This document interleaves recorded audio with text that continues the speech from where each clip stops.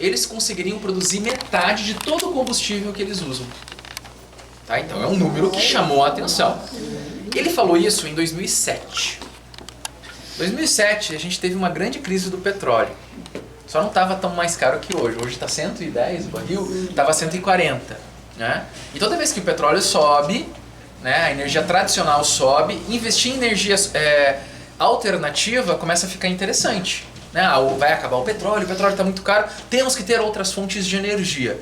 Então, as microalgas, nesse contexto, chamaram a atenção pelo potencial de crescimento, pelo teor de óleo e pela possibilidade de produzir um combustível que poderia ser usado para o transporte, né? O biodiesel. Então, com essas premissas, em 2008, graças ao Wellington, apresentou o artigo para o professor Vargas, né, que é um dos coordenadores aqui do nosso grupo, a gente começou a trabalhar. A gente mandou uma proposta de pesquisa para o CNPq. CNPq é uma instituição aqui do Brasil que financia as pesquisas, né? Eles aprovaram, né? E com esse recurso a gente construiu o prédio, começou as pesquisas e desde então a gente está toda hora escrevendo artigos científicos, formando pessoas e captando recursos de empresas para a gente poder desenvolver as nossas pesquisas. Pois bem, o artigo falava muito de cultivo de microalga e daí como é que as pessoas cultivam microalgas? Daí a gente foi investigar. As microalgas são cultivadas em lagoas, em tanques abertos, tanques verdes. Né? E a microalga hoje, vocês conhecem microalgas, só que vocês não estão lembrando. Espirulina e clorela, acho que algumas de vocês já devem ter tomado. Né? Excelente fonte de sais minerais, proteínas de alta digestibilidade, né? E tratamento para inúmeras doenças. É um alimento do futuro, é um nutracêutico. Né? Então a gente compra na farmácia em cápsulas e as pessoas já cultivavam as microalgas dessa forma, em lagoas abertas. Né?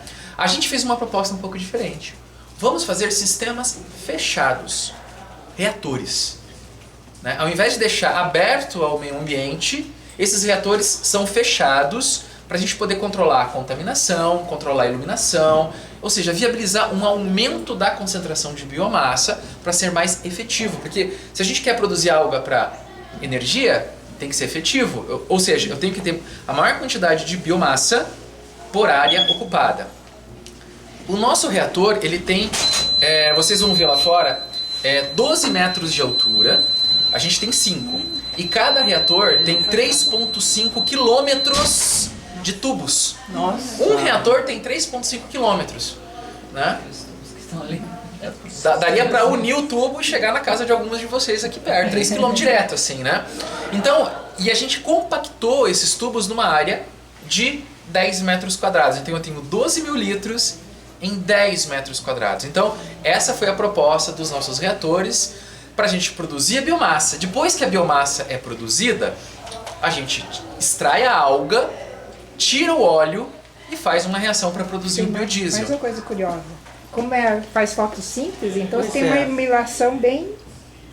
E como é que esses são os tubos fechados? Os tubos são transparentes. Os tubos são transparentes. E tem iluminação lá dentro. E eles são tubos que são alternados para a luz do sol iluminar, inclusive no interior do reator. Porque as lagoas precisam de grande área e a luz só consegue 6 centímetros. Então eu posso ter uma lagoa bem profunda, não faz diferença para a alga, porque não tem luz. Né? Só a parte superior, por isso que as lagoas no máximo tem 20 centímetros. Então eu preciso de uma grande área inundada. É um jeito, as pessoas produzem hoje algo assim, mas os reatores estão vindo para aumentar a produtividade. É mais caro, é mais difícil de operar, mas a gente está desenvolvendo tecnologia para isso. Né? Pois bem. André, um reator desse irá equivalente a uma lagoa de quantos metros quadrados? A gente pode fazer essa conta, mas eu teria que ter o Politécnico inteiro de lagoa para ter os nossos reatores aqui.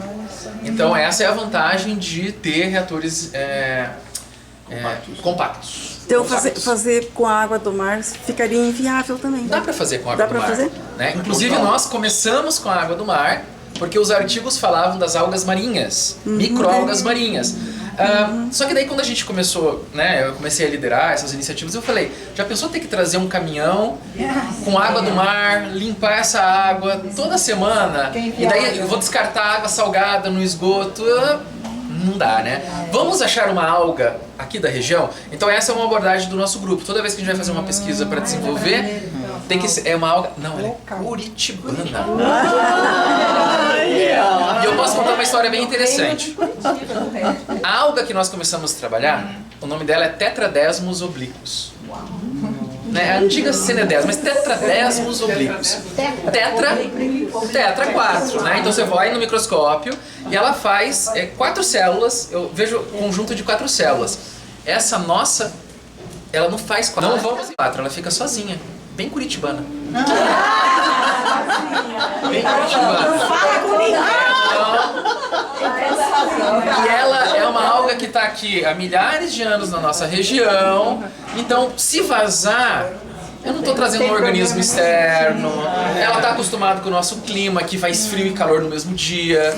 Né? Inclusive, naquele dia, em 2000 e... Quanto que nevou? 2013. Ela não morreu. Ela congelou, depois descongelou e ela ficou até melhor naqueles dias. Deu um pico de produtividade. Eu tô gravando. Tá. Gravar tudo? As células, elas se duplicam por essa célula do reator por mitose, ou seja, uma vira 2, 2 vira 4, 4 vira 8, né? E isso a gente chama de crescimento exponencial. É uma velocidade absurda de crescimento. Vocês que trabalham com plantas, se eu coloco uma planta aqui, no dia seguinte eu não tenho duas. Não. Né? Nem o dobro de massa. A alga, eu consigo dobrar o número de células em 8 horas. Então é mais rápido do que qualquer planta terrestre. Por isso que existe essa busca de desenvolver tecnologia para usar as microalgas. Daí quando a gente olha a célula, ela é igual, né? Se eu tenho 1 milhão de células, 1 bilhão, 1 trilhão, todas elas são iguais. E elas têm na sua composição proteínas, carboidratos e lipídios. Com os lipídios, a gente consegue fazer aqui no nosso grupo biodiesel, que é um combustível análogo ao diesel. Hoje, o nosso combustível que a gente coloca nos caminhões, nas caminhonetes, é B15, ou seja, 15% é biodiesel e o restante é o diesel do petróleo. Né? A gente conseguiria fazer esse biodiesel com as microalgas. Além disso, a gente descobriu que as microalgas elas geram o hidrocarboneto análogo ao petróleo. E a gente chama isso de diesel verde. Elas já produzem um material igual ao petróleo. E a gente está com uma pesquisa agora de querosene da aviação. E não é tóxico. Assim, ela é tóxica, eu não posso tomar isso daí. Né? Mas ela é feita de um processo que é menos impactante para a natureza. Porque o CO2 que ela usou, que eu liberei na queima, ela capturou do ar há pouco pode tempo. cair, por exemplo, num rio e não vai acontecer nada. Daria um certo impacto, mas é biodegradável. O ideal é que não caia. Porque para fazer o biodiesel a gente precisa de metanol. O metanol é tóxico. Né? Teve lá atrás, em 2006, uma atriz americana que foi fazer um protesto para substituir o petróleo pelo biodiesel. Ela pegou e bebeu o biodiesel. Né? Tem metanol, ela podia ter ficado cega. Metanol é bem perigoso, né? Então um dia nós vamos se livrar do metanol e vai entrar uma coisa mais... Dá para fazer com etanol. Seria um combustível mais... Fica mais caro, é mais difícil. E o Brasil produz muito etanol, mas ainda a tecnologia não está dominada. Né? Então, o óleo vira biodiesel, bioquerosene da aviação, diesel verde, sobra proteína e sobra carboidratos. Né? Essa massa que sobra, nós fizemos várias pesquisas. Uma pesquisa foi ração de peixe. Os peixes que comeram a ração de microalgas, eles tiveram proteção contra danos no DNA. Então, para quem cria peixe, vai ter um peixe mais saudável, né, que vai ter menos doenças e a imunidade do peixe vai aumentar, enfim, um material bem interessante. Outra pesquisa que nós fizemos, foi a Fabiana Liro, inclusive, foi uma ração para cachorros, para pet. E daí a gente usou aquele cão Beagle, que é um cão que é muito estudado para doenças cardíacas, porque ele tem problemas de colesterol e triglicerídeos que nem a gente. Né? Daí, o que aconteceu? O grupo que comeu ração com microalgas, eles tiveram colesterol e triglicerídeos lá embaixo. Ou seja, fantástico, né? Pro animal, pra gente também seria, né? Pra gente também seria. E uma pesquisa que é bem interessante, que vocês vão gostar muito, é que nós usamos as microalgas como indutores de crescimento vegetal.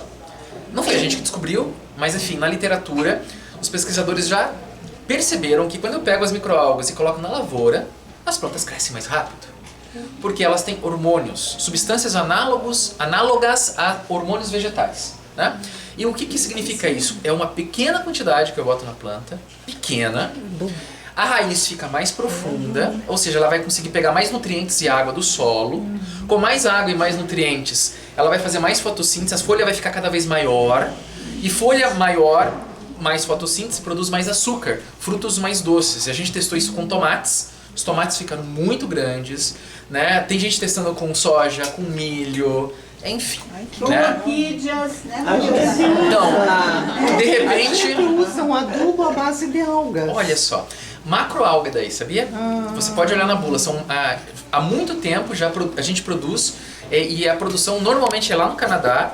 Tem um lugar que faz uma floração de macroalgas no oceano, eles coletam, e essas macroalgas eles inserem nesse material, porque a alga induz a planta a crescer mais. Esse adubo que a gente usa é da Irlanda. Da Irlanda, olha só. Mas sei lá,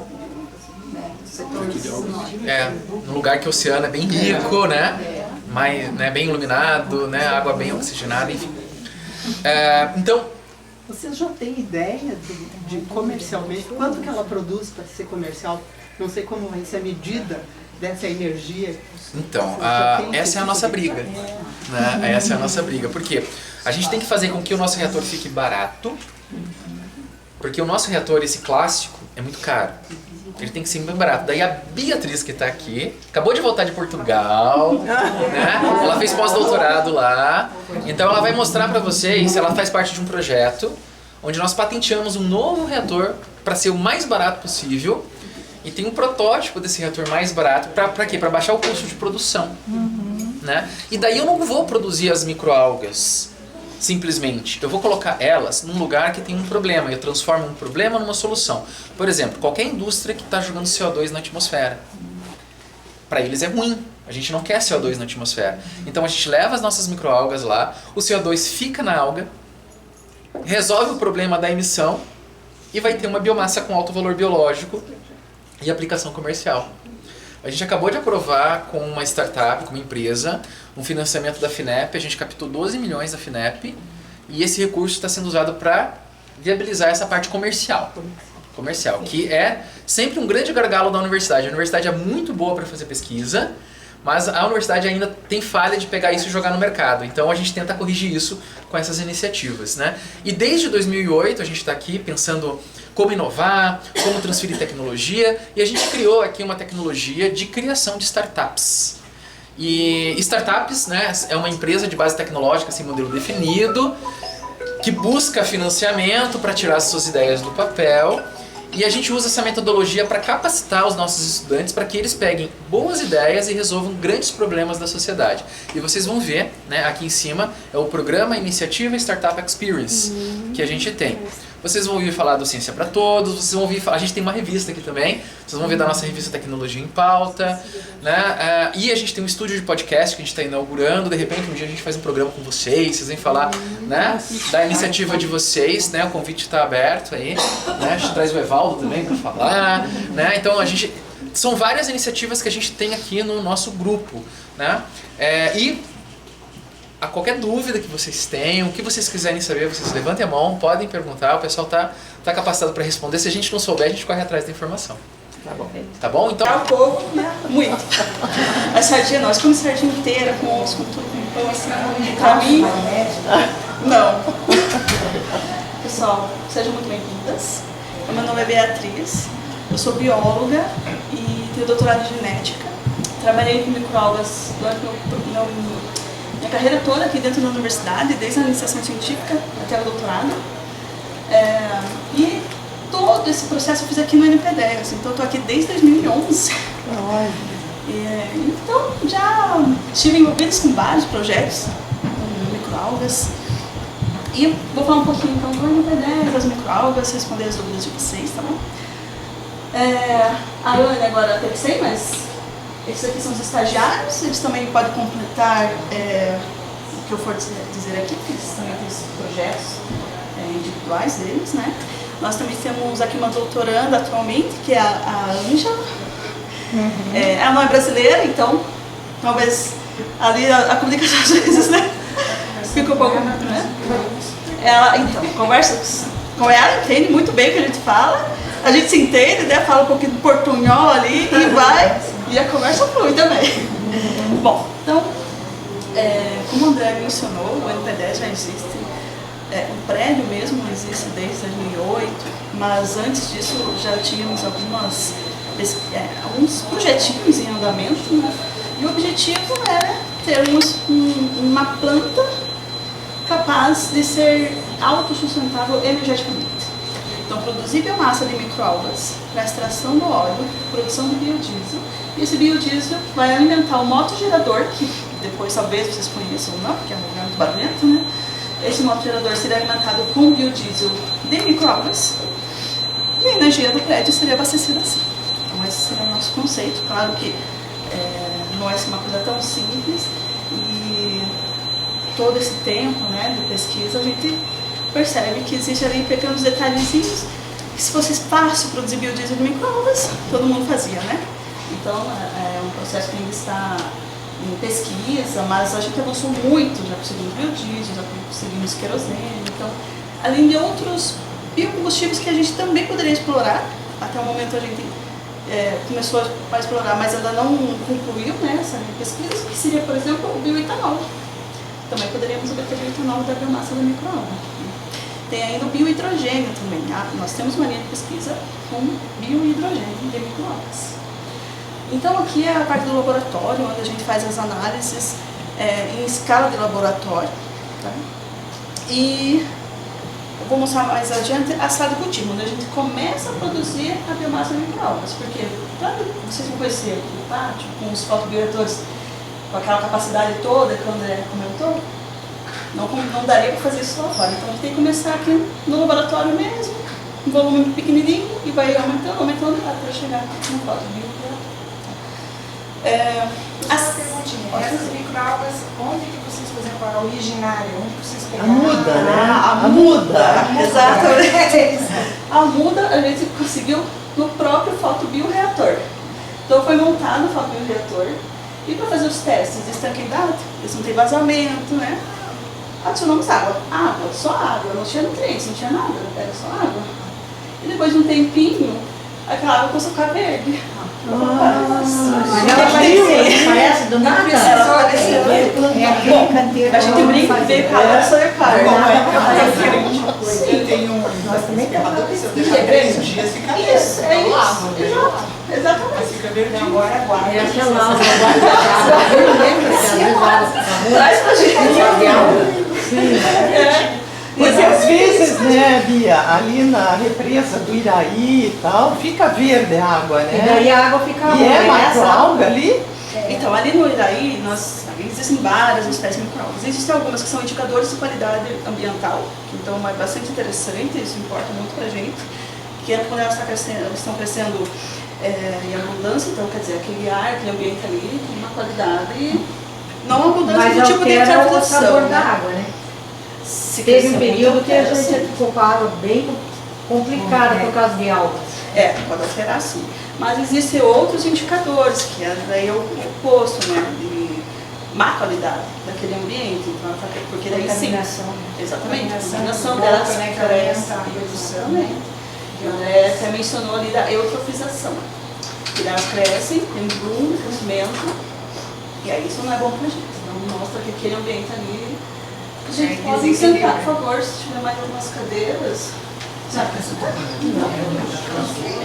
Tem uma cadeira ali, ó. Tem lá, Valda. Tem a cadeira ali, Valda. eu não sei. Por favor, gente. Sem à vontade. Obrigada. Se tiver uma. Até te puder ter uma bolinha melhor. Eu tenho 80 já. Fiz 80. Vamos fazer o Começou a dar problema. Olha, tem mais uma cadeira? Ah, é? Nossa, mas olha, eu Não vou desperdice. abusei um pouco da perna. Não, porque fica o tempo todo em Eu pé. falei pra você, né? Não sei se ia aguentar, né? grupo também Tava é assim pesquisa. que... Agora eles vão pegar uma área neutra e vão ver o que nasce. Jardim da biodiversidade. Chama ilhota da É um biodiversidade. desafio. Muito interessante. Muito interessante. Mais que nasce algo, né? Que você Sim, precise. exatamente. Isso a gente gosta mesmo. A gente Então, assim, então essa espécie, as duas espécies microalgas que nós temos aqui hoje foram obtidas aqui mesmo, no campus. Então, como o André mencionou, isso nos ajuda muito, porque elas estão habituadas, já estão aclimatadas, né, às nossas condições climáticas, né? Então, assim, e tem a vantagem de que se ela cai no corpo hídrico, não tem contaminação cruzada, porque ela já é daqui. Então, é interessante nesse sentido. O André mencionou uma das aplicações, né, das microalgas, que seriam como bioestimulante do crescimento vegetal. Essa é uma área que eu tenho bastante interesse, embora a minha carreira toda não foi voltada para bioestimulante do crescimento vegetal, eu trabalhei só um pouquinho com isso. Mas eu tenho contato com pesquisadores lá da bioquímica também, além daquilo que a gente faz no Internet, lá na bioquímica, tem pesquisadores que trabalham nisso já há muitos anos e começaram a trabalhar com macroalgas, que vocês já viram em alguns produtos, né, de estimulante de crescimento vegetal, são as macroalgas, e nos últimos 10 anos começou a trabalhar com microalgas e tem resultados bons e até melhores do que as macroalgas. Então, eu acho que daí pode surgir alguma coisa bem interessante. E orquídea, alguém tinha falado que trabalhava com orquídeas? Todas somos comissionadas. Porque esse pesquisador da bioquímica, ele teve uma parte do doutorado dele foi só por orquídeas.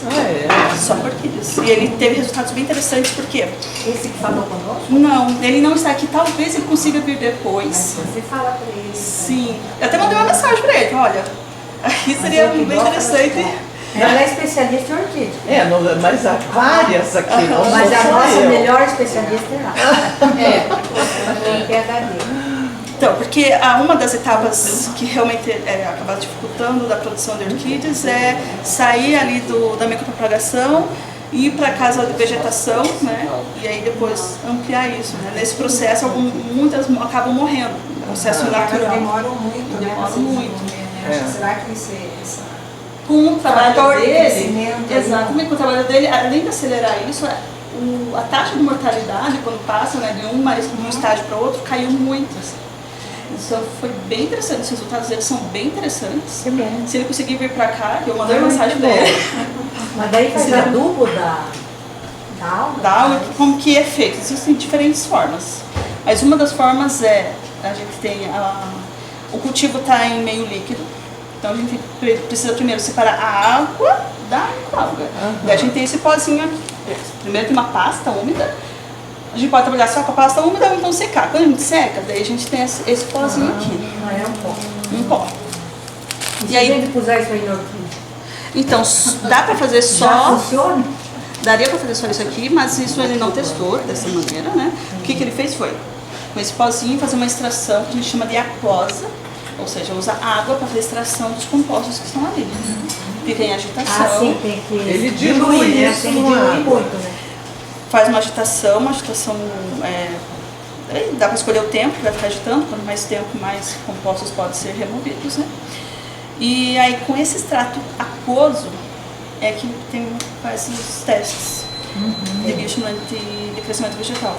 Existem outras maneiras, poderia ser feita extração com outros solventes, poderia utilizar a própria biomassa seca incorporada assim, no solo, alguma coisa desse tipo.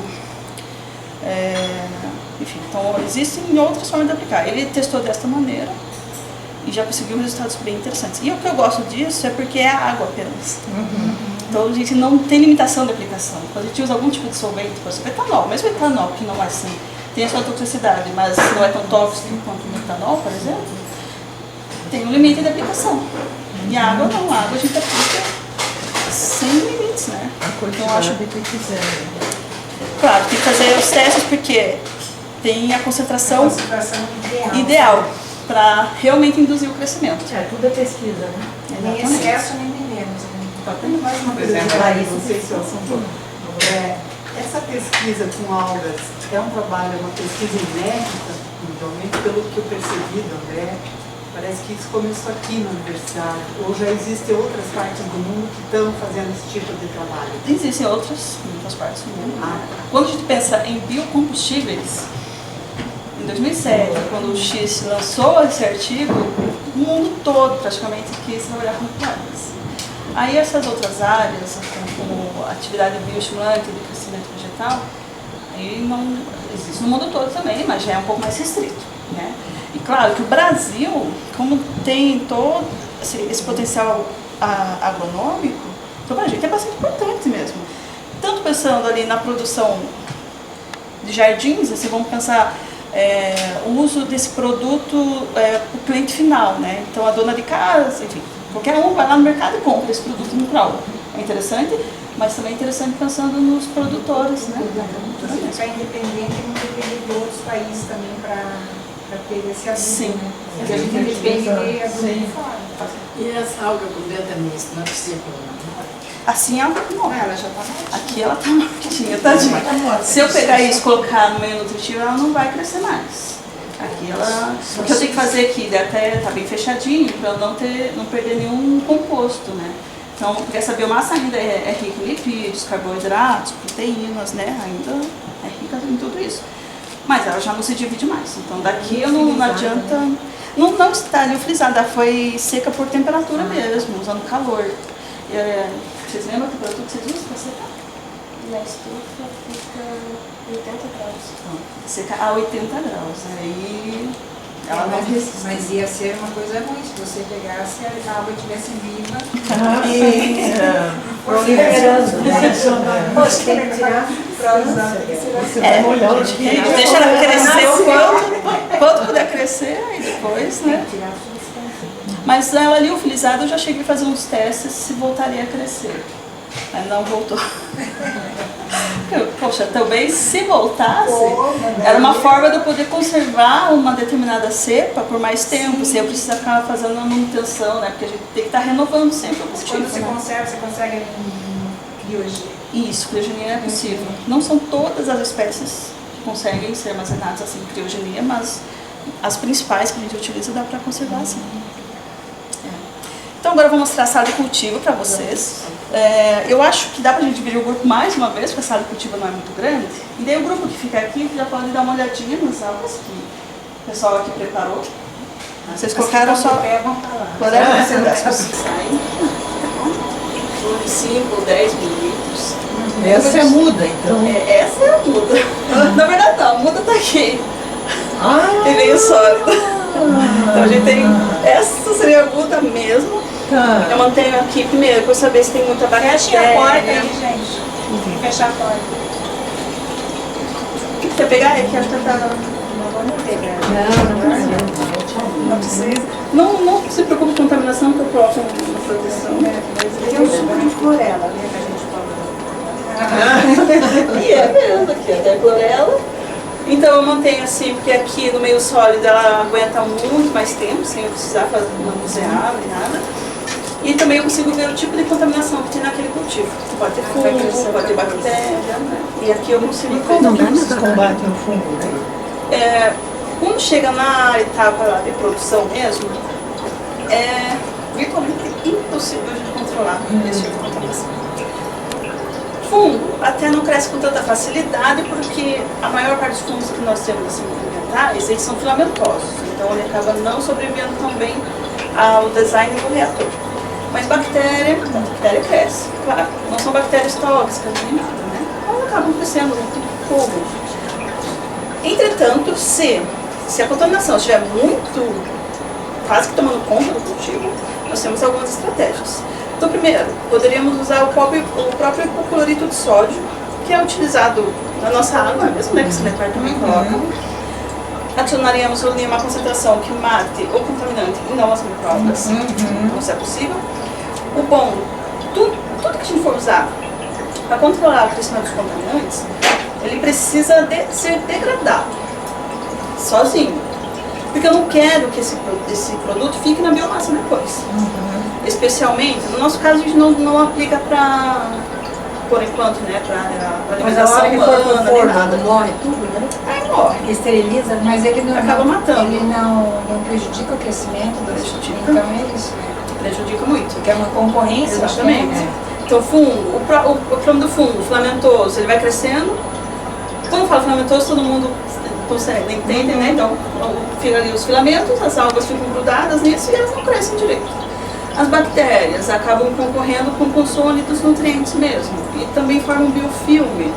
E aí as microalgas vão crescendo nesse biofilme, já não cresce tão bem, às vezes faz bloqueio da luz, né? Não cresce, então o biofilme é muito grande. Existem outros contaminantes que são aqueles ciliados. Esses são os piores realmente para o crescimento das algas, porque eles se alimentam das algas. Então eles vão crescendo, se alimentando delas e o cultivo entra em colapso. É preciso fazer um tratamento antes. O hipoclorito ainda é um deles. Nós poderíamos usar peróxido de hidrogênio, que é água oxigenada. E, então também são compostos que são degradados, né? O peróxido entra em contato com a matéria orgânica, causa oxidação, mata aquele micro-organismo e aí some daquele ambiente. Então a gente já não tem o problema da biomassa contaminada por esse produto. Então a gente foca nisso para tentar não utilizar antibióticos, mas é uma alternativa. Usar antibióticos e antifúngicos também, para controlar o crescimento desses outros micro-organismos. Está vendo que é até gelado aqui, então tem que ter essas temperaturas. Aqui a gente mantém essa temperatura porque elas foram isoladas num período que estava bem friozinho. Então elas têm que achar que estão lá ainda mesmo. Então a gente mantém assim. Mas dependendo da espécie, ela cresce melhor a 30 graus, por exemplo. Então sempre vai depender da espécie com a qual vamos trabalhar. E essa aí qual que é? Chlorella e Tetradesmos obliquos, que o André mencionou lá fora. Essa aqui é a nossa Aqui é a nossa curitibana. Essa é a nossa curitibana. Você pode falar um pouquinho o funcionamento desses tubos? Sim, então aqui, por favor. por que vocês estão vendo assim com essas bolinhas todas, né? Primeiro, a gente precisa trazer o CO2 para dentro do frasco, né? Para poder fazer fotossíntese. Mas nós não usamos CO2 puro, a gente usa o ar comprimido. É ar atmosférico, que é comprimido, e a gente traz aqui para a sala de cultivo. E a segunda função é fazer a movimentação desse cultivo, porque eles decantam. Não precisa, talvez, você tem aqui, ó, tá decantado. Ah, dá para ver aqui, ó. Então, mas essa espécie é uma espécie que foi isolada em um outro ambiente.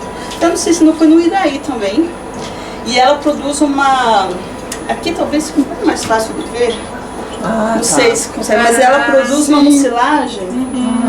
Então ela tem essa tendência a decantar mesmo. Que ela produz uma mucilagem, fica todas bem grudadinhas e decanta. Então, a injeção do ar vai funcionar para levar o CO2, não, trazer o CO2 e para fazer essa movimentação. A movimentação ajuda a não decantar e ajuda também a arrastar o oxigênio para fora.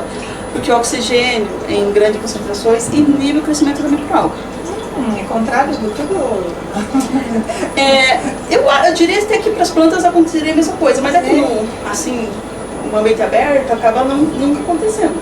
Mas aqui, como fica fechado, tende a acumular o oxigênio. Ele fica tóxico. E aí fica tóxico. Porque as cores diferentes. Então, e aí aqui é porque são diferentes espécies de microalgas. Aqui a gente vai ter a Tetradesmos mesmo. Essa aqui é uma chlorella, mas é uma espécie diferente dessa chlorella. Uma espécie, é um pouquinho maior. Né? Essa aqui é bem pequenininha, vocês vão ver depois no microscópio, é muito pequena. Essa aqui é Synechocistes, é uma cianobactéria. Por isso que ela tem esse tom assim meio azulado, lá no fundo, assim, um azulzinho. Essa aqui é a Porphyridium, ela é uma microalga que a gente chama de microalga vermelha, né? Uma rodófita.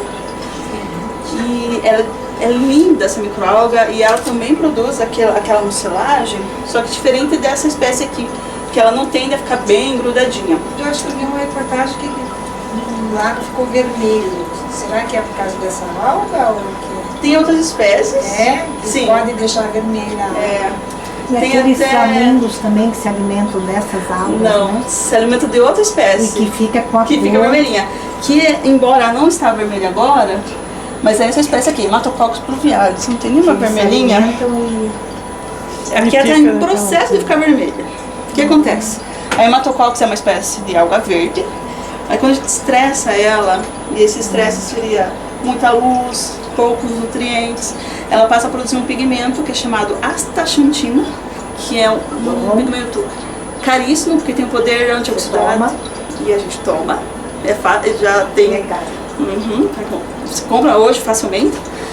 E os peixes, o salmão com consomem isso, os flamingos, e é isso que deixa aquela coloração avermelhada.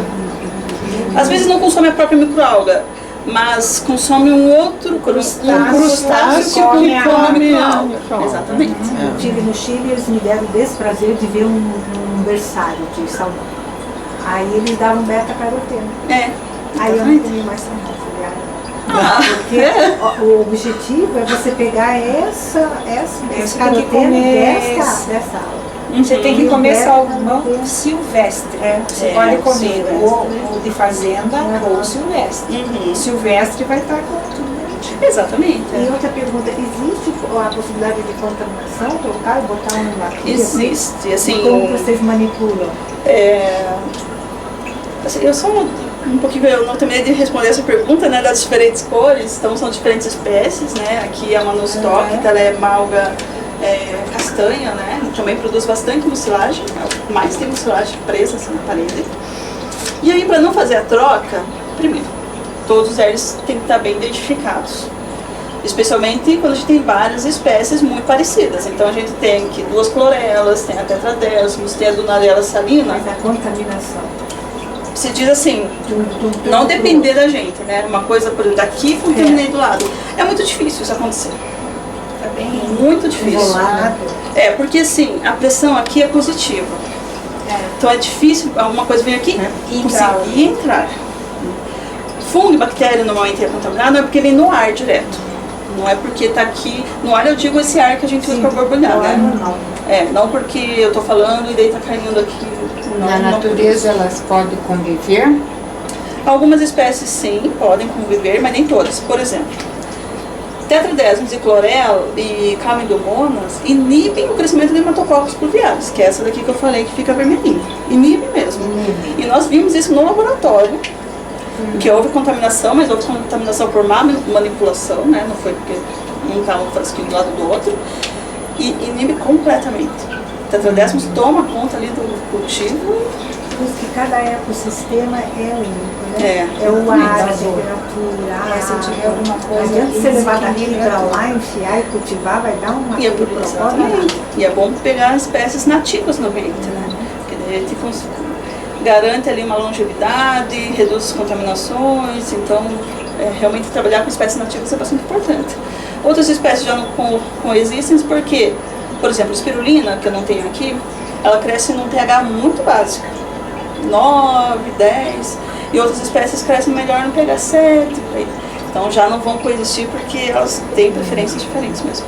E tem a questão do ambiente, então a Dunaliella salina é uma alga marinha, então, a porfirídeo também é uma alga marinha, então elas não vão sobreviver num ambiente que tem as neocacistes, que é de água doce, por exemplo. E por que aqui a luz está apagada? Isso aqui é um teste que uma aluna está fazendo. Redução de energia. É porque ela Como quer... reage a alga com baixa Exatamente. Porque ela quer produzir astaxantina, mas ela está avaliando esse teste assim, com baixa luminosidade. Vamos ver então o que ela consegue tirar da informação. Assim, é interessante. Economia de energia, com peso. E ainda ela está bem no começo, né, dos testes, então ela precisa fazer ainda bastante coisa. Aqui provavelmente ela colocou que acho que ela não deve ter conseguido deixar bem a folha. Quanto tempo eles ficam nesse processo? Então, aí depende um pouco. Quando eu quero, se eu estou fazendo um experimento, eu defino o dia, o tempo. Geralmente a gente faz uma curva de crescimento e avalia qual que é o momento certo para ou aumentar o volume ou para fazer a colheita. Tem uma hora que elas param de crescer, uma hora que elas param. Que já saturou, assim? Exatamente. Por quê? Por que satura? Porque elas consumiram todos os nutrientes, porque já não passa a luz direito, porque ela está tão concentrada que a luz não consegue mais entrar ali no meio do frasco, ou seja, lá fora no fotobioreator. Então, essas limitações levam a, primeiro, estabiliza o crescimento e chega um ponto que elas realmente morrem. Então, isso aí a gente precisa conhecer o perfil do crescimento da espécie para decidir qual é o melhor momento de fazer uma renovação do cultivo. Mas aí tem a coleta. Aí tem a coleta. Nesse... Exatamente. Então, eu quero uma biomassa rica em lipídios. Então, eu vou esperar ela estabilizar um pouco o crescimento para engordar. e aí fazer a coleta. E aí a coleta envolve a centrifugação ou filtração e depois a secagem. E aí sim usar aquela biomassa. A gente faz uma mistura, né, com água e soda cáustica. A soda cáustica que vocês encontram em casa de jardinagem e piscina.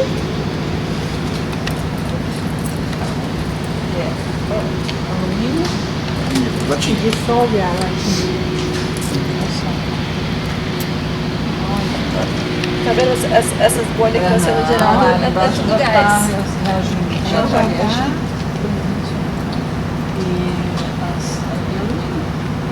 É latinha. Daí esse hidrogênio que a gente produz aqui, né, a gente tem aqui em escala piloto, né, esse reator aqui tem quase 20 litros, a gente abastece a célula de combustível que vai levar a energia para o carro elétrico.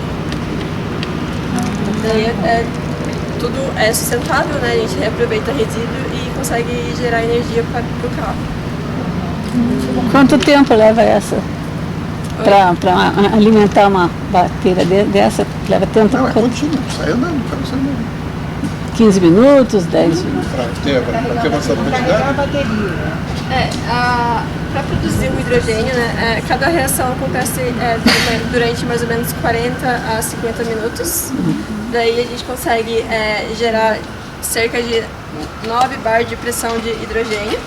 Daí quando a gente abastece todo esse cilindro aqui de 150 bar, daí a gente consegue fazer o abastecimento contínuo da célula de combustível para estar gerando eletricidade para o carro. Que gera... gera energia para carregar para o carro. Isso, esse cilindro aqui com hidrogênio que vai colocar... esse hidrogênio vai abastecer essa célula de combustível aqui. Essa célula de combustível que vai estar gerando eletricidade. E daí que abastece o carro. Isso. A eletricidade. Carrega a bateria do carro.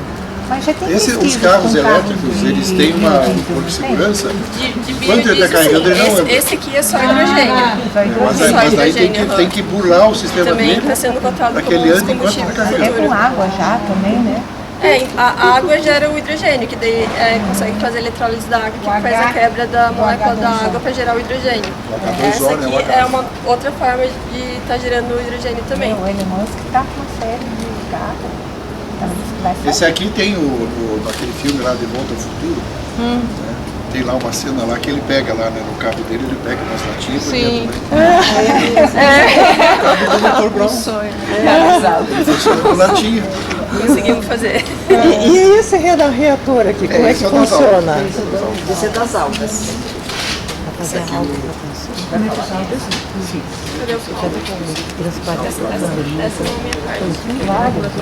Esse aqui que é o reator que o professor André mostrou, né? Então aqui são tubos, né?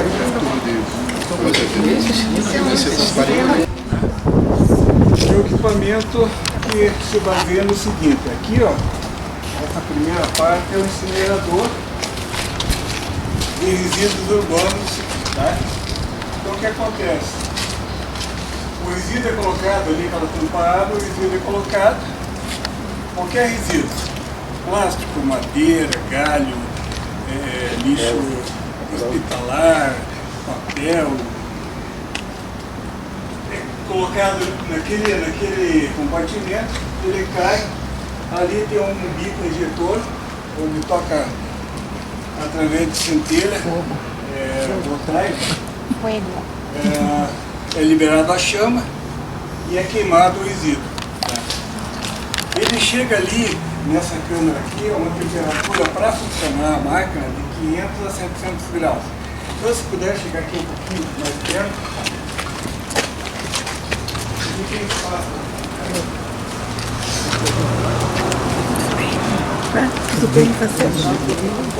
A queima de 500 a 700 graus. Tá? Essa temperatura, através dos gases, vem por essa tubulação e sobe. Ali tem o que a gente chama de equipamento mecânico que se chama superaquecedor. Esse superaquecedor ele eleva a temperatura de 500 a 700 graus para de 1000 a 1100 graus. Tá? E esse calor sobe. Veja bem, estou falando do calor, temperatura. Ele sobe lá em cima, tem uma serpentina dentro daquele invólucro, a gente chama de trocador de calor. Por que trocador de calor? Ele é alimentado, essa serpentina, de água. A gente pega, capta água de efluentes lá que cai do telhado, ela vem para cá, sobe e circula lá dentro da serpentina. Oi? E aquece formando o vapor. O vapor é coletado por essa tubulação aqui, ó, certo? Por sua vez, o vapor vem até essa turbina que tem aqui essa última parte do processo, último entre aspas, né? E gira a turbina. Girando a turbina, gira esse alternador que gera eletricidade. Então essa é a geração da eletricidade. A gente está testando com vários equipamentos. Antes nós tínhamos um gerador de 15 kVA, que daria para suprir o NP10 todo de energia gerada aqui, através de queima de resíduo, certo? Só que está tendo alguns problemas na turbina, então a gente está tentando adaptar. É um equipamento didático, né? Então a gente vai adaptando aqui, adaptando ali até dar certo e ser produzido comercialmente. Por outro lado, quando eu falei para vocês que os gases sobem por aqui, circulam lá em cima no trocador de calor, ele desce também, tá? Quando ele desce aqui, ele é captado por esse equipamento aqui, que também é um destilador de água pluvial.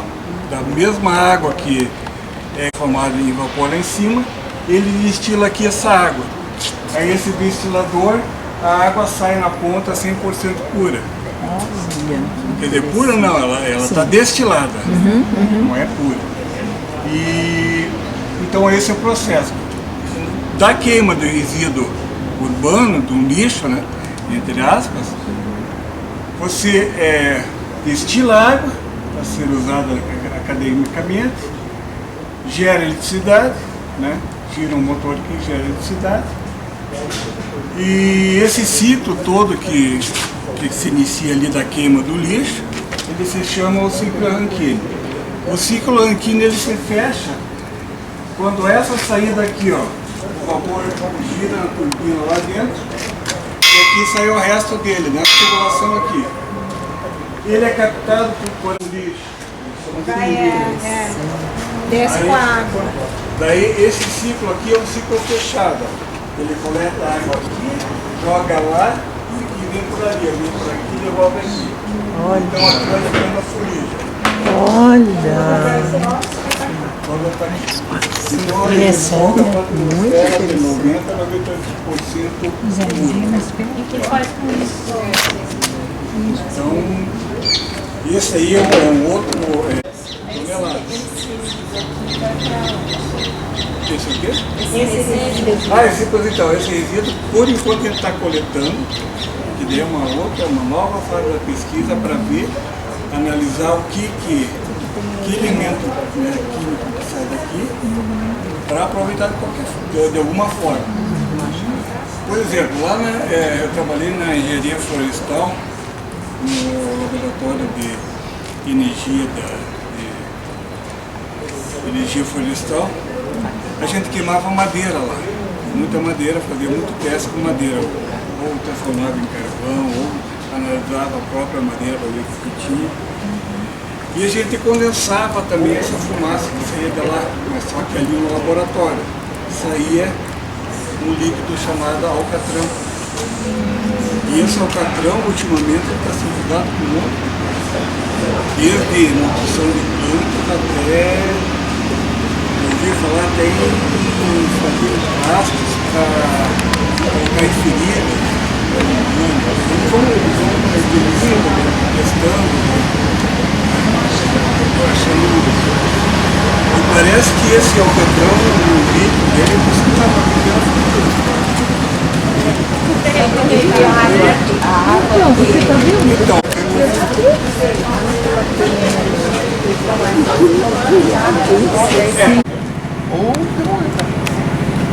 O cara da Coreia não entendeu até hoje, né? Ele não desenvolveu. Ele não quer mais.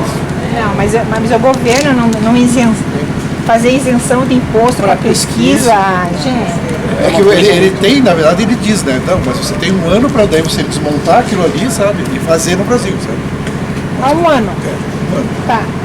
Depois de um ano, ou você destrói, mas aí a Renault destrói carro todo dia, não faz isso. Eles vão fazer um carro novo, vem o carro da França. Daí eles olham como é que é o carro, tal.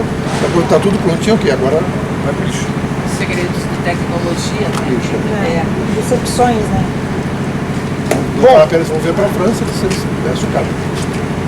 Vou dar uma explanadinha para vocês um pouco aqui a respeito do cultivo de microalgas em larga escala, né, que é uma evolução, digamos assim, o próximo passo do que vocês já viram lá no laboratório, acredito que vocês já passaram lá por baixo com a Bia, né?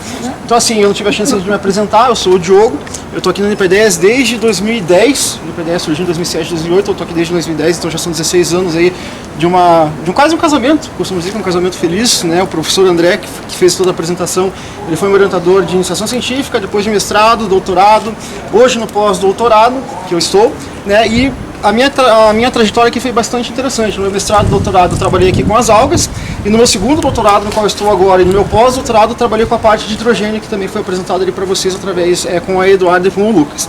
Então eu vou falar um pouquinho para vocês como é que funciona aqui a questão dos reatores. Não vou entrar em pormenores porque o André já falou um pouco das algas, que são seres unicelulares, que se multiplicam, dobram em 8 horas, vocês viram lá a parte do berçário no laboratório, então eu não vou repetir essa parte, mas caso vocês tenham alguma dúvida, vocês podem me perguntar, tá? Que eu estou aqui para tentar explicar um pouquinho melhor para vocês.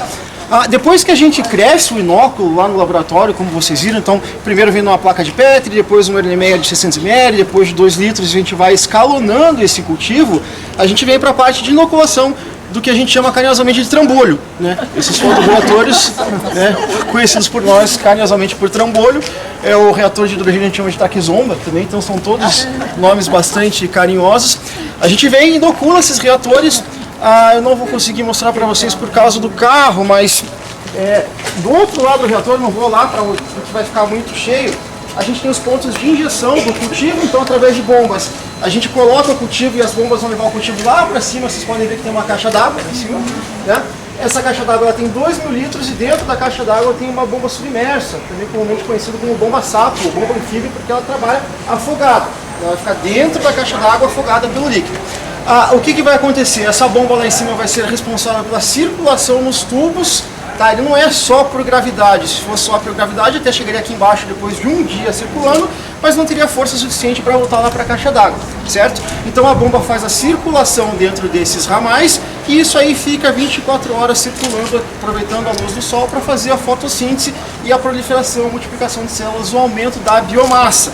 Ok? Então a gente coloca também meios de cultivo, afinal de contas essas microalgas precisam não só de luz solar, mas de micronutrientes, nitrogênio e fósforo principalmente, que são os principais contaminantes, por exemplo, de esgotos. Então no meu mestrado o que eu fiz? Eu propus substituir o meio de cultivo químico das microalgas por resíduo suíno, né? No português claro, cocô e xixi de porco. Então, um programa ambiental, um passivo ambiental que o resíduo suíno vai para o rio, causa eutrofização, que o André falou para vocês, por que não pegar isso e transformar isso num ativo, substituindo o meio de cultivo químico, para que a gente, as microalgas depurassem os micronutrientes desse resíduo suíno e isso não fosse parar na natureza para causar um acidente ambiental. Até aqui, dúvidas, perguntas, comentários? Tranquilo? Tem uma velocidade que... Sim, na verdade a gente está limitado pela velocidade da bomba. Então se eu quero que ele circule mais rápido, eu ponho uma bomba mais potente. Mas isso influencia no crescimento? Com toda certeza. E por quê? Porque as microalgas, à medida que vão fazendo fotossíntese, elas absorvem gás carbônico e expelem e produzem oxigênio. Se fica muito tempo parado aqui, primeiro acaba o gás carbônico e segundo tem excesso de oxigênio. O oxigênio ele é inibidor. Quando tem muito oxigênio no meio de cultivo, ela para de fazer fotossíntese. Então eu não posso deixar com que esse circuito fique 3 dias, porque ela vai parar de produzir. Então eu tenho que, num tempo hábil, garantir com que ela circule mais rápido para que chegue lá na caixa d'água, expulse o oxigênio, absorve mais carbônico para continuar esse processo de fotossíntese. Uma segunda forma que eu posso fazer aumentar ou diminuir essa velocidade de circulação, vocês podem ver que são ramais. Então, eu posso trabalhar com um ramal só, a velocidade ela aumenta, porque a bomba está trabalhando só naquele ramal. Se eu quero dar uma maneirada, eu abro 2 ramais, 3 ramais, 4 ramais e assim por diante. Mas essas bombas elas foram dimensionadas para que todos os ramais funcionando tenham um tempo hábil para que faça a circulação da melhor maneira possível para expulsar o oxigênio e absorver o gás carbônico pelo ar. E a temperatura ambiente, ela influencia também? Influencia também. Então a gente tem que pensar o seguinte, via de regra na microbiologia, pessoal, quanto mais quente, o esgoto vai concentrar a sujeira do esgoto, aqui é mais ou menos a mesma coisa. Eu vou ter um concentrado bem grosso de alga verde embaixo e um clarificado clarinho, clarificado não turvo em cima, e esse clarificado a gente pode descartar alguns córregos de água, estou na classe 3, então eu posso utilizar esse clarificado para dar para boi beber, por exemplo, posso, não para o ser humano, mas para boi, posso descartar em córregos de água que são muito grandes, que vão conseguir depurar esse líquido, e o caldo concentrado que fica mais ou menos desse jeito aqui, se quiser pode chegar a ver também. Então vejam que diferente do líquido do reator, que legal. Ele está bem nisso. Só que ainda não está bom, porque esse pudim tem 90% a 95% de umidade. Então, aquele pudim vai para secadoras industriais mesmo, dessecadoras de frutas que a gente utiliza. Ele vai virar um salgadinho, não sei se vocês viram no laboratório de biomassa seca. Não passamos. Vocês não passaram ainda. Tem um grupo que já passou. Então vocês não? Não, um grupo não passou. Então a gente tem que descer lá também para Aqui ver. tem 2 turmas. Entendi. Aqui tem 2 turmas. Mas vira tipo um Doritos verde, né? E a biomassa seca, assim, eu consigo fazer todos aqueles processos que o André falou, que é extrair o óleo, fazer o biodiesel, o diesel verde, isso, a biomassa seca. Então eles saem em salgadinhos, eles moem esse salgadinho para ficar daquele jeito. E é por isso que é caro, então tem todo esse processo de secagem.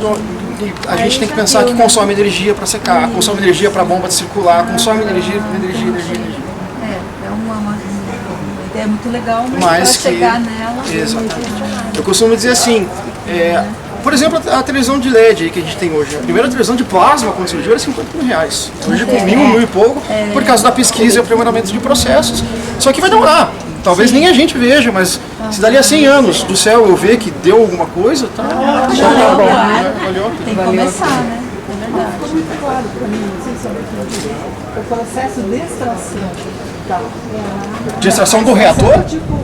Como é que tirar? É uma bomba. Então a gente acopla a bomba no ponto de saída e ele vai jogar tudo. Você não tira tudo. Não tiro tudo, porque daí eu deixo o pré-inóculo no reator para colocar mais meio de cultivo. Isso, para daí crescer tudo de novo e a gente sempre deixa que a gente chama de pé de cuba ou pré-inóculo, né, para inocular.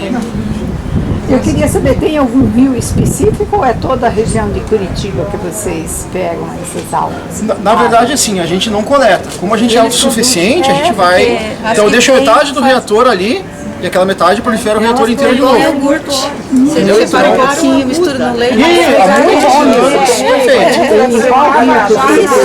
Então, o André contou, não sei se ele contou a história do reator que ficou parado com a água e surgiu uma alga na... Não, foi a Beatriz? Então, nesse reator a gente fez um teste de estanqueidade com a água da Sanepar. A gente só queria ver se o reator estava vazando ou não. A gente não fez teste de alga, nada, uma água pura. E deixamos ali. O reator não vazou, beleza, só que a gente viu que sem nada, do nada, a água da rede começou a ficar verde. Apareceu uma alga. A moral da história é... Vem na água. Tem alga na água. Sim. Então, daí essa alga a gente isolou e é essa alga que a gente tem até hoje. Isso aconteceu uns 8 anos. Já apareceu. Olha, que ela é curitibana, né? Ela é curitibana. Oh, que linda.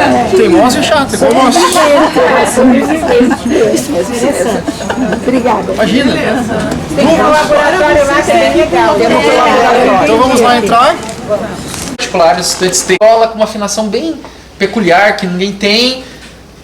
Depois que ele parar de tocar viola, ninguém mais vai saber, aquilo vai se perder. Então, se a gente registrar a dança, a cultura, a culinária, né? E quem sabe, né, jardinagem também, né? Olha só, vocês podiam nos ajudar nisso, vai ficar preservado essa questão lá do litoral com esse museu, né? Então, esse é o Conecta Caiçara, que eu estou gostando bastante de trabalhar. Daí, aqui nós temos um espaço que é a pré-incubadora. Então, os estudantes que estão trabalhando com os projetos, eles têm um lugar com computadores para trabalhar. E eu tenho um espaço aqui, que é essa sala, que é o coworking. Uso livre desses estudantes que trabalham comigo, para eles desenvolverem as pesquisas, os trabalhos, e para eles terem um espaço de acolhimento naquele período, principalmente no começo do curso, que eles não conseguem estágio. Porque na minha época, né, a gente ia pro estágio e a gente aprendia sem gente. Né? Eu aprendi isso com 13 anos, eu trabalhava como office boy no escritório de contabilidade, com pessoas mais velhas, então eles me ensinavam, André, não é assim que fala, não é assim que você se porta, é assim que faz um documento, é assim que você arquiva, né? Ó, abra a porta para as pessoas mais velhas, sorriso no rosto, dê um bom dia. E hoje as pessoas não fazem mais isso, né? Inclusive as empresas dão, tem um conselho que as empresas estão dando para os estudantes não, para os mais novos, empresários mais novos, que é o seguinte: se você tem a parte de relacionamentos público, contrate alguém com mais de 40. Se você colocar alguém muito novo, você vai ter problemas. Né? Porque, o que significa isso?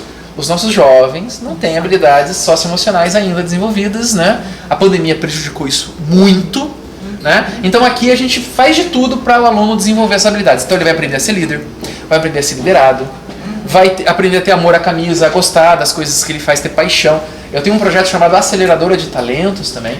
Esse projeto, na primeira vez que a gente rodou, tem um banner aqui da aceleradora, era Amor à UFPR. Esse era o tema do primeiro semestre. Por quê? Eles fazem parte da universidade, eles têm que amar a universidade. Por exemplo, a gente vê pelos corredores aqui, pessoas com camisas escrito Harvard, MIT, Massachusetts, sei lá. Por que não federal? Né? E daí, assim, por quê? Se ele aprender a ter amor pela instituição agora, quando eles forem numa entrevista de emprego, o empresário vai perceber isso e falar, olha, eu quero alguém com paixão. Pergunta, quem estudou na Federal aqui? Acho que a maioria, né? Legal. Uhum. Sim, eu passei 40 anos aqui. E eu fiz graduação aqui, a gente não tinha esse aconselhamento. Você é biólogo. Eu sou farmacêutico. Eu trabalhei em empresa federal, que a gente era assim, nós vestimos a camisa durante 40 anos, e daí quando entrou a turma de 2012, foi assim um choque muito violento para os antigos, porque a gente tinha muito amor à empresa, empresa pública federal, de desenvolvimento de software, né, do século.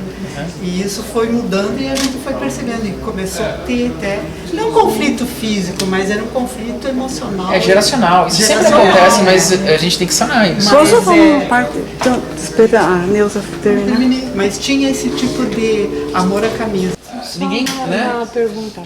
Lá em casa só deu PUC. Então eu tenho 4 filhos, todos na PUC. Todos filhos da PUC.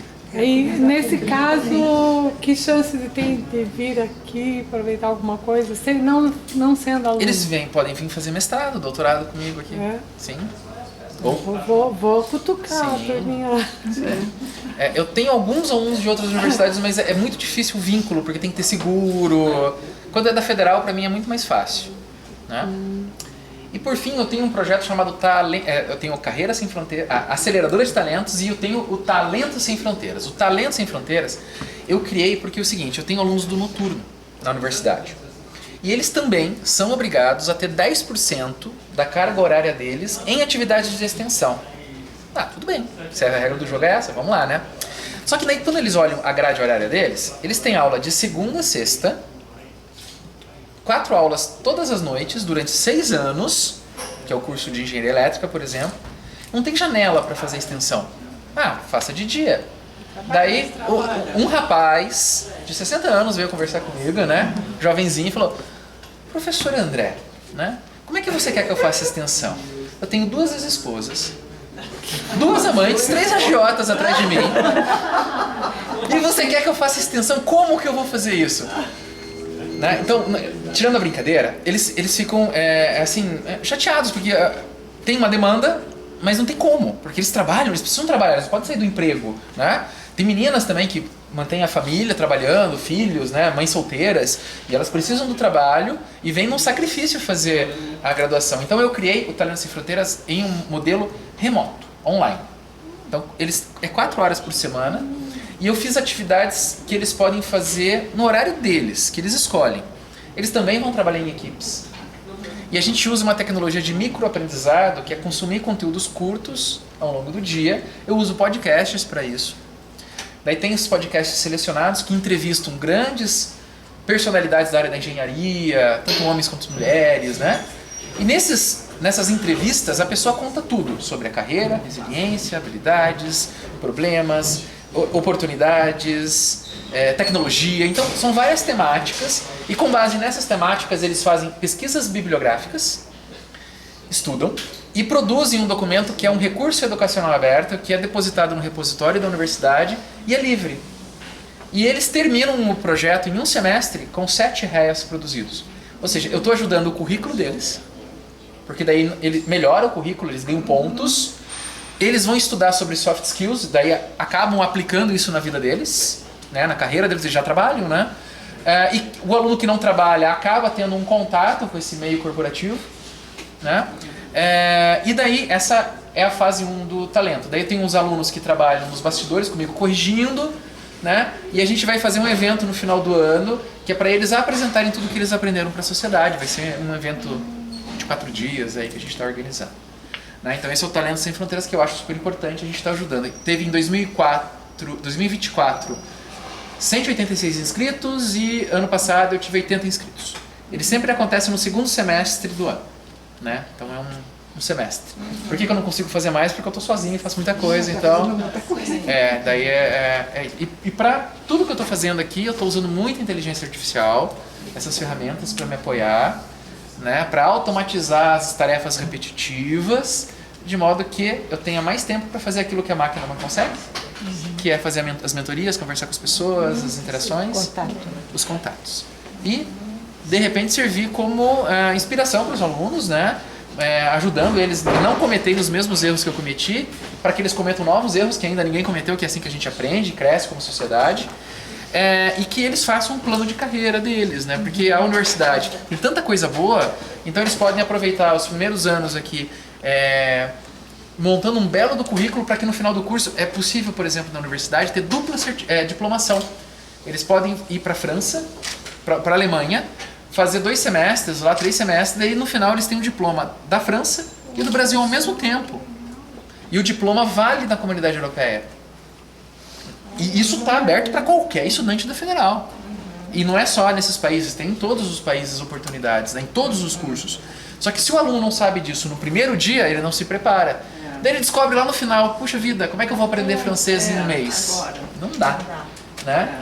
Então, é isso, fazer o plano de carreira. O aluno quer trabalhar na Renault, da engenharia.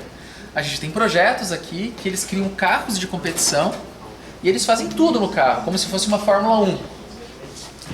Em 3 anos eles vão ter uma vivência que vai ajudar eles a entrar nessas empresas.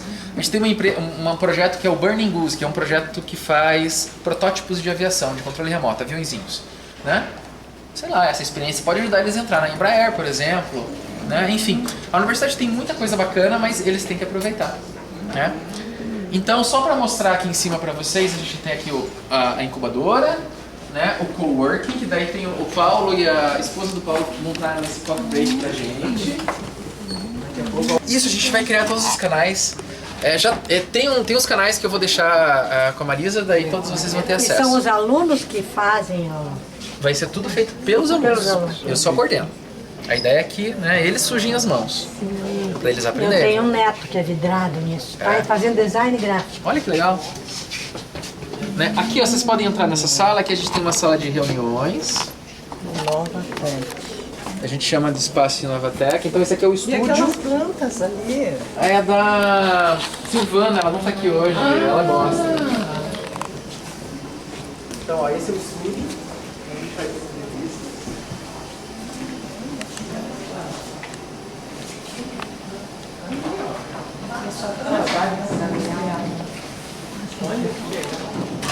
Reuniões, inclusive um dos coordenadores, quando ele está nos Estados Unidos trabalhando lá, a gente faz reuniões com videochamada aqui, então é um local muito importante para a gente trabalhar. E daí aqui a gente tem do lado uma sala dos alunos da pós-graduação, mestrado, doutorado. Vale destacar que são 2 programas principais de mestrado e doutorado que a gente é associado, que é o Programa de Pós-Graduação em Engenharia Mecânica e o Programa de Pós-Graduação em Engenharia e Ciência dos Materiais. E os nossos projetos são normalmente relacionados a energias renováveis, né, os microalgas, fotoreatores, aproveitar a energia do lixo, a questão do hidrogênio no carro que vocês viram lá fora. Temos pesquisas na área de câncer de mama também, com infravermelho. Eu tenho uma patente, no nosso grupo tem, que com a câmera de infravermelho é uma câmera que nem essa, só que ela não filma a imagem, ela filma o calor.